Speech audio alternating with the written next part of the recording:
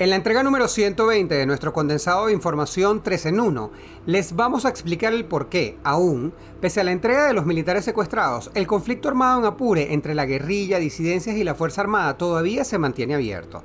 También les vamos a contar sobre el déficit de ambulancias que existe en al menos 3 estados del país y por último, van a escuchar sobre la amenaza que se está cerniendo sobre el Cerro Ávila, el ciclismo ilegal que actualmente se lleva a cabo en el Parque Nacional y está descontrolado. Todo esto bajo la mirada cómplice de Imparques. Pónganse cómodos, esto está por comenzar. Bienvenidos a 3 en 1, tu suplemento informativo semanal con todo lo que necesitas saber de los portales Runrunes, Tal Cual y El Pitazo.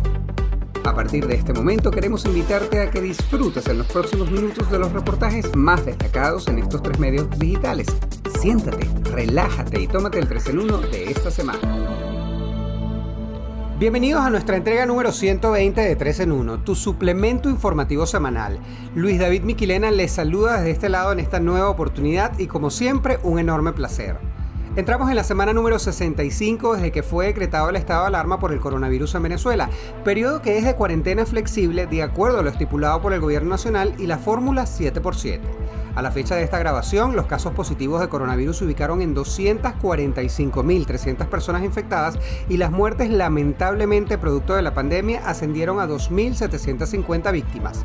Vamos a comenzar nuestro viaje informativo de esta semana visitando el portal Tal Cual y el reportaje. Pese a entrega de efectivos secuestrados, conflicto en Apure se mantiene abierto. El conflicto en el Alto Apure, que se inició con los enfrentamientos entre la Fuerza Armada Nacional Bolivariana y la guerrilla, se mantiene abierto pese a la entrega de estos 8 efectivos militares secuestrados por una facción de las Fuerzas Armadas Revolucionarias de Colombia conocida como la FARC. Porque ustedes son 8 héroes que tiene Venezuela, 8 patriotas que tiene Venezuela, comprobados, probados en combate. Por eso el pueblo de Venezuela los aplaude. Por eso sus hermanos, sus hermanas de armas de la Fuerza Armada Nacional Bolivariana los aplaude, los admira, les da la más calurosa bienvenida a casa. De la negociación de esta entrega de los soldados secuestrados poco se sabe porque sabemos que la opacidad reina sobre este hecho como era de esperarse. La periodista Sofía Neder nos ofrece más detalles en este reportaje. Para Luis Manuel Sculpi, quien perteneció a la Comisión de Defensa del extinto Congreso, la liberación de los efectivos de la Fuerza Armada Nacional no detiene la crisis iniciada el 21 de marzo con los enfrentamientos en el Alto Apure. Pero además advierte que no se aclaran los cabos sueltos porque se desconoce cuáles fueron los términos de la negociación que habría resultado en el regreso de estos uniformados. La crisis permanece, quizás haya un momento de tregua, pero la crisis permanece porque la presencia de la disidencia de la FARC allí es más que evidente, indica Sculpi. Además, el coronel retirado y sociólogo militar José Machillanda sostiene que la entrega de los soldados y enfatiza que nadie sabe exactamente en qué términos o condiciones, lo que hace dejar una apertura, dejar un conflicto abierto y dar chance a que eso pueda crecer en una dirección que es desconocida. En este mismo orden, Luis Barragán, el directivo de 20 Venezuela y también analista militar, insiste en que la liberación de los efectivos no cierra el conflicto, que es solamente un capítulo de la situación, de la grave situación que se ha agudizado en la frontera de Venezuela con Colombia a partir de los enfrentamientos que iniciaron el 21 de marzo. Ellos señalan que posiblemente lo que hay es una tregua, pero no un cierre del conflicto, como bien lo ha hecho ver el ministro de la Defensa, general en jefe, Vladimir Padrino López. Sofía, un gusto saludarte. Cuéntame, ¿cuál es el balance del conflicto en Apure a la fecha? Aunque hay más dudas que certeza en el caso del conflicto en Apure, de lo que se conoce según la versión dada por el ministro de la Defensa y por organizaciones no gubernamentales como Fundaredes, hay 16 militares fallecidos, un número indeterminado de militares heridos, 3 militares desaparecidos según Fundaredes, 8 efectivos de la Fuerza Armada secuestrados en abril por la guerrilla y liberados el 31 de mayo, al menos 33 detenidos. La FAN habría desenterrado más de 100 minas antipersonales. 9 terroristas fueron dados de baja, según la información ofrecida por el ministro de la Defensa en abril de este año. Más de 6.000 desplazados, de acuerdo con Fundarredes. Y denuncias sobre detenciones arbitrarias, allanamientos ilegales, torturas y tratos crueles, además de ejecuciones extrajudiciales. En este último caso, se denunció la ejecución de una familia por parte de la FAES en el sector El Ripiar. ¿A qué se debe tanta opacidad? ¿Este conflicto se podría decir que fue una derrota para la Fuerza Armada Nacional Bolivariana? Los analistas consultados para nuestro trabajo señalan que la información que se ha conocido sobre la crisis en Apure no deja de ser opaca y además hacen hincapié sobre los escuetos que han sido los comunicados emitidos por el ministro de la Defensa. En este caso, el sociólogo militar José Machillanda dice que toda la situación y la información que se conoce no deja de ser oscura. Para Luis Manuel Esculpi, la opacidad es una política global del gobierno y por eso aquí habría tanto silencio, tanta cautela. Además refiere que no ocurre como antes, no hay cifra de los sucesos de los fines de semana, tampoco de las cifras financieras y mucho menos hay claridad sobre el plan de vacunación. Pero además Machillanda cree que en el caso de Apure se ha puesto en evidencia que hay fallas en la capacidad técnica operativa de la Fuerza Armada Nacional.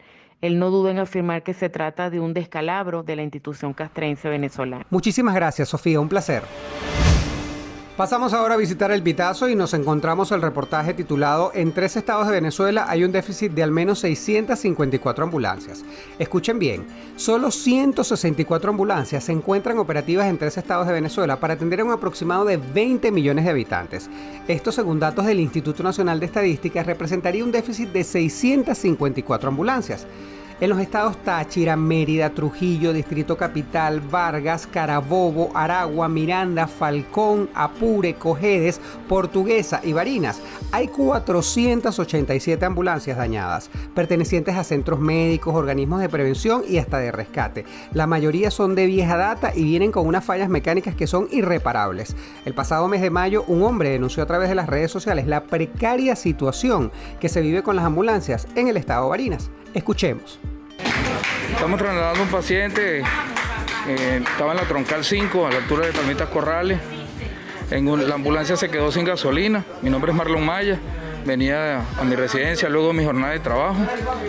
Y bueno, tuvimos que traerlo en esta unidad, mi carro particular, y trasladarlo aquí al hospital de Barinas para su atención respectiva.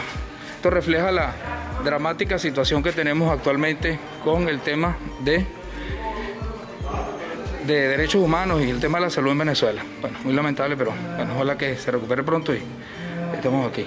En el estado Vargas, la situación es la misma. Nos encontramos en manos atadas porque no tenemos una capacidad operativa como tal en el estado para poder responder a una emergencia o un servicio interhospitalario. Por lo menos si se trata de una emergencia de vía pública como tal, muchos de los procedimientos se trasladan en vehículos particulares. Y ahora vamos a escuchar a la periodista Mariana Duque, quien nos va a comentar más sobre este trabajo. La iniciativa de hacer un trabajo sobre el déficit de ambulancias surge mientras realizaba una entrevista en el Hospital Central de San Cristóbal.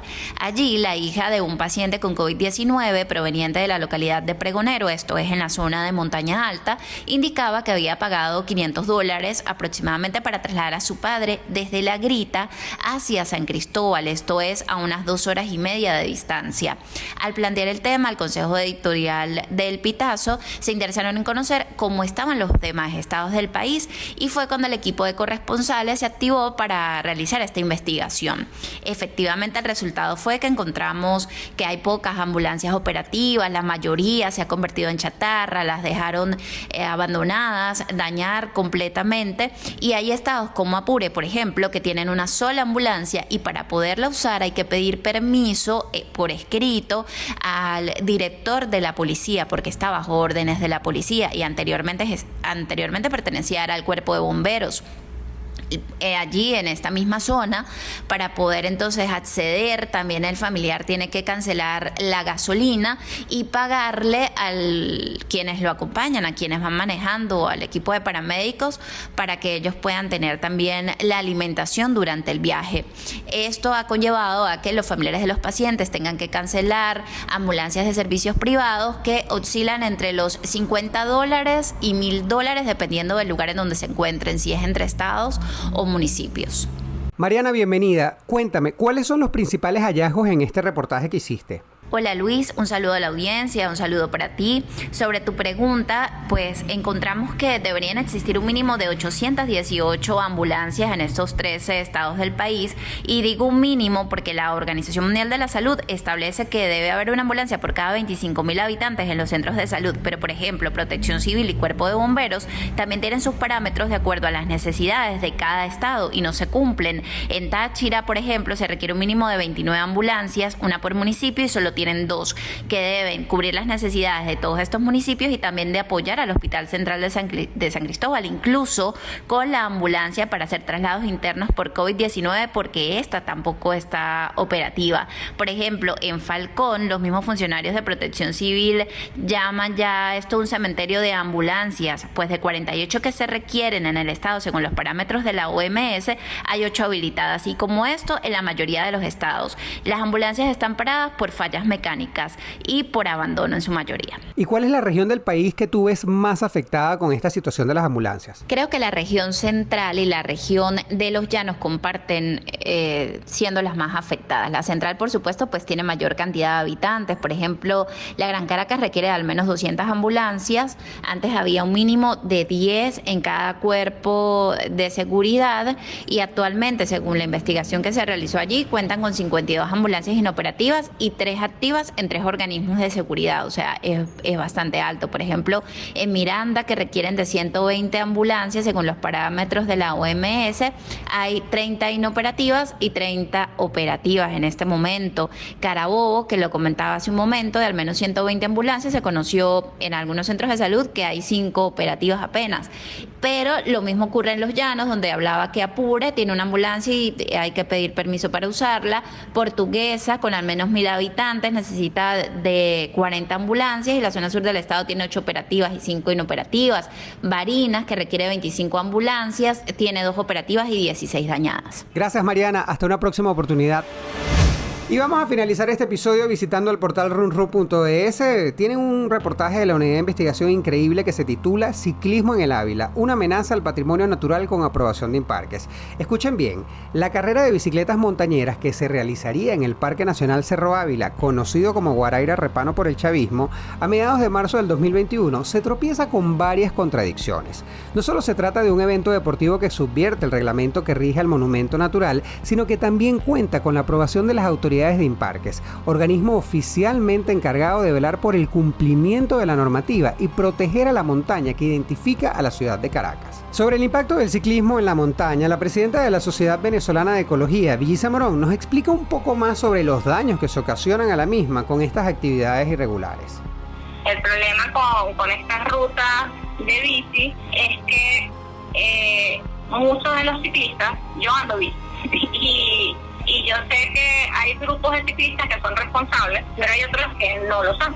Entonces los ciclistas arman rutas y no necesariamente es un ingeniero el que diseña la ruta, y no hay sobre todo el problema es el mantenimiento. O sea, a medida que tú vas rodando y rodando, vas por un lado compactando el suelo, por el otro lado vas generando deslizamientos y se forman muchas cárcavas en el área donde tú estás, y las rutas de ciclismo necesitan muchísimo mantenimiento porque ellos tienen que ser, tú quitas la cobertura vegetal y queda solo el suelo y llueve, para que es más fácil que rodee el agua por donde hay vegetación, rodea más rápido.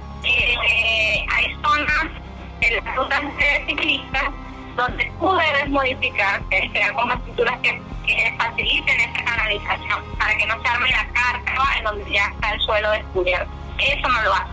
Cuando tú vas a rutas de ciclistas, tú te das cuenta que no hay ese mantenimiento.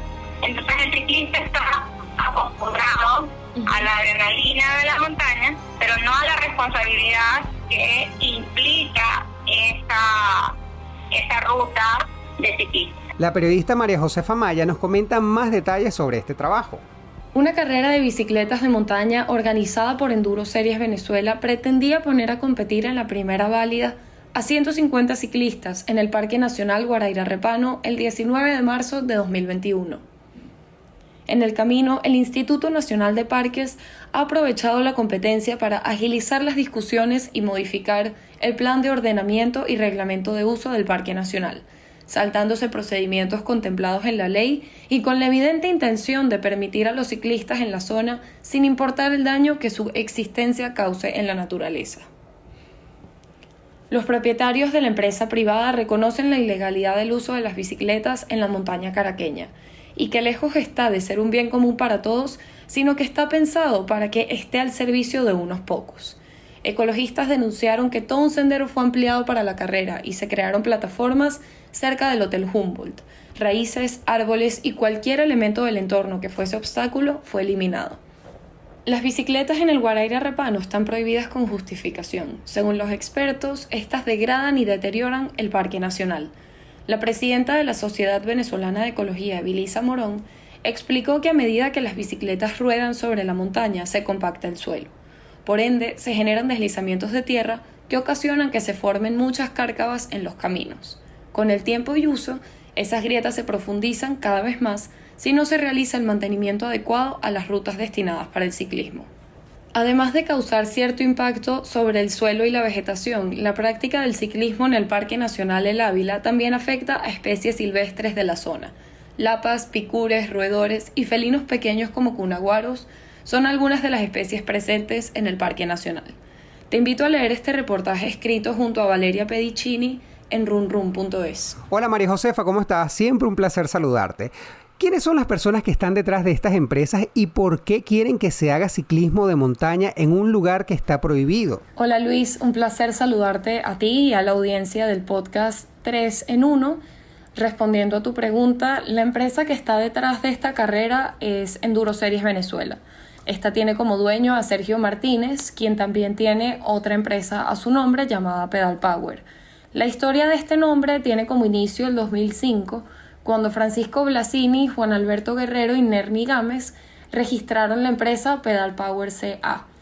En el registro mercantil aparece otra empresa con nombre similar, Pedal Power Import CA. Esta fue creada en 2013 por Sergio Martínez y Ricardo Rojas Rivero. Según Martínez, esta compañía fue disuelta en 2018 y además señaló que él compró la marca Pedal Power a Blasini y sus socios y pasó a convertirse en el grupo Pedal Power. Sin embargo, documentos del Servicio Autónomo de la Propiedad Intelectual señalaron que no existe ninguna marca en Venezuela registrada bajo el nombre Pedal Power y tampoco se encontró una marca registrada bajo el nombre Enduro Series Venezuela. ¿Y cuáles son las leyes que contradicen esta actividad y las especies que van a ser más afectadas? En cuanto a esta pregunta, las leyes que prohíben el ciclismo en el Parque Nacional Guaraíra Repano es el decreto 276 del Instituto Nacional de Parques, INPARQUES, y el artículo 28b, numeral 9 del Plan de Ordenamiento y Reglamento del Uso del Parque Nacional El Ávila, es decir, el PORU. Además, esta medida está respaldada por la resolución 00012 del 4 de marzo de 2011 del Ministerio de Ambiente que prohibió la actividad en parques nacionales y monumentos naturales. Adicionalmente, la investigadora del Instituto Venezolano de Investigaciones Científicas, Isabela Stajovic, aseguró que la práctica del ciclismo puede afectar a especies silvestres de la zona. Lapas, picures, roedores y felinos pequeños como cunaguaros son algunas de las especies presentes en el Parque Nacional que pueden verse afectadas. Stajovic aseguró que las especies, sobre todo las de tallas más pequeñas, se asustan y evitan el área tras escuchar un ruido poco común de la zona. Esto ocasiona que su área de distribución sea más fragmentada por la presencia de estos caminos. Gracias, María Josefa. Nos escuchamos pronto. Señoras y señores, y con esto hemos llegado al final del episodio de esta semana. Si el contenido les pareció relevante, como siempre les pido por favor lo compartan para que nos ayuden a informar sobre estos y otros temas que en el futuro vamos a estar difundiendo por esta misma vía. También los invito a que se suscriban a las plataformas de podcast preferida para que semanalmente les llegue la notificación y puedan disfrutar de todos nuestros episodios. Nuestra invitación, como siempre, es a que se cuiden. Mientras no tengamos un plan de vacunación serio, responsable y transparente, que es responsabilidad del Estado venezolano, el riesgo de contagiarnos sigue siendo demasiado alto. Si te puedes quedar en casa, quédate, y si tienes que salir, usa doble tapabocas, gel antibacterial, lleva alcohol y lávate las manos constantemente con agua y con jabón. Evita tocar tu cara. Recuérdate que cuidarte es cuidar de los tuyos. Evitemos juntos la propagación del coronavirus. En la producción de este espacio estuvieron Yanali Fermín y Francisco Zambrano, y en la edición Abraham Moncada. Les acompañó una vez más Luis David Miquilena. Siempre es un gusto saludarles y nos escuchamos en nuestra próxima entrega. ¡Hasta luego!